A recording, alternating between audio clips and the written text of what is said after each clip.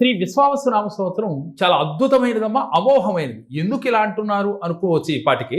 వాస్తవానికి విశ్వావసు అంటే విశ్వంతో మమేకమై ఉంటుంది ఈ సంవత్సరం.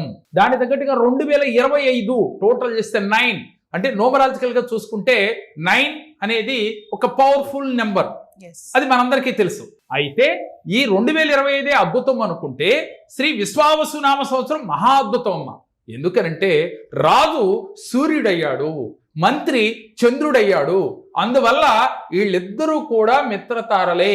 అందువల్ల ఈ సంవత్సరము ఫైనాన్షియల్ గా ఉన్న వాళ్ళకి చాలా అద్భుతంగా, ఎదగాలనుకున్న వారికి చాలా అద్భుతంగా పనిచేస్తుంది.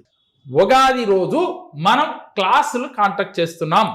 1 day class only, offline class చేస్తున్నాం. కాబట్టి ఆ రోజు గనక ఎవరైతే జాయిన్ అవుతారో ఆ రోజు నుంచి సంవత్సరం అంతా ఆర్థికంగా ఇబ్బందులు ఉండవు.